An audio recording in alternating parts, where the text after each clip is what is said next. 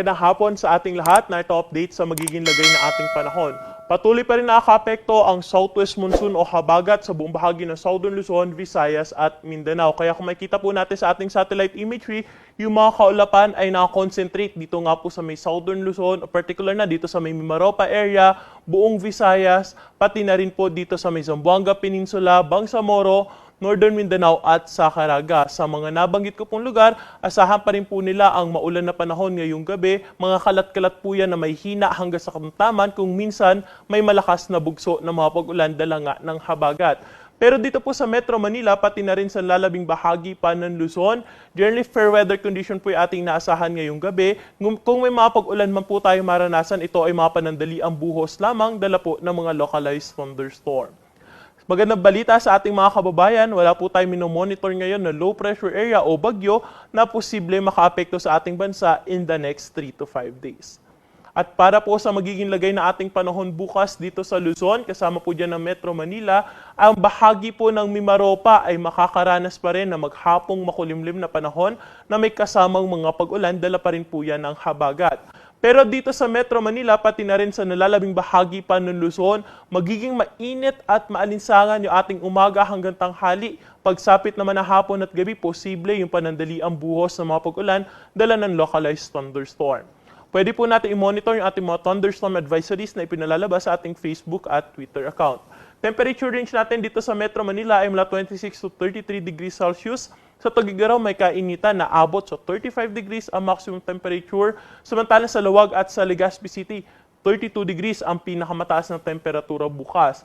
Sa Baguio City naman maglalaro sa 16 hanggang 23 degrees sa agwat ng temperatura bukas. Sa Tagaytay, 22 to 31 degrees Celsius. At sa Calayan Islands at sa Puerto Princesa, 25 to 31 degrees Celsius. Dumako naman po tayo sa bahagi ng Visayas, pati na rin sa ilang bahagi pa ng Mindanao, partikular na dito sa Zamboanga Peninsula, Caraga at sa Northern Mindanao, ay makakaranas pa rin po sila na maghapong makulimlim na panahon na may kalat-kalat na may hina hanggang sa katamtaman kung minsan may malakas na bugso ng mga pag-ulan, dala pa nga rin po yan ng habagat. At pinag-iingat po natin yung ating mga kababayan, lalo na yung nakatira sa mga low-lying areas at sa mga bulubunduking lugar sa posibilidad ng mga pagbaha at mga pagguho ng lupa.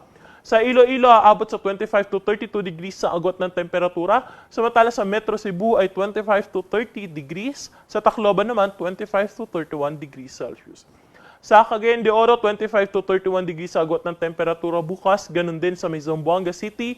At sa Metro Davao naman, aabot sa 32 degrees ang maximum temperature. Para po sa ating mga kababayan na maglalayag po in the next 3 days, wala po tayong nakataas na gale warning at generally magiging banayad hanggang sa tamtaman lamang ang mga pag-alon. At para po sa kaalaman na ating mga kababayan, hanggang linggo po ay wala po tayong nakikita na low pressure area o bagyo na posible makaapekto sa ating bansa. Kaya kung makikita po natin sa ating mga key cities ay wala po tayong nakikita na maulap na kalangitan. So generally fair weather condition po ay ating nakikita sa buong bahagi ng ating kapuluan at ating paghahandaan lamang over the weekend ay yung mainit na panahon lalo na sa umaga hanggang tanghali at yung mga pag-ulan naman sa hapon at sa gabi. At pwede nga po natin i-monitor yung ating mga thunderstorm advisory sa ating social media accounts.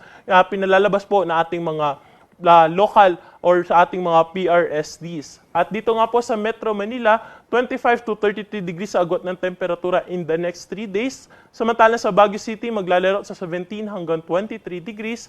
Sa Legazpi City, 25 to 33 degrees sa agwat ng temperatura hanggang linggo po yan. At sa Metro Cebu naman, 25 to 32 degrees Celsius. Sa Metro Davao, dahil nga wala rin po tayo mga pag-ulan na inaasahan dyan o malawak ang mga pag-ulan na inaasahan dyan over the weekend, kaya generally fair weather condition po ating nakikita na kung saan ang temperatura ay maglalaro sa 25 to 32 degrees Celsius. At ang araw po natin dito sa Kamunilahan ay lulubog sa 6:19 ng gabi at muli itong sisikat bukas ng 5:42 ng umaga.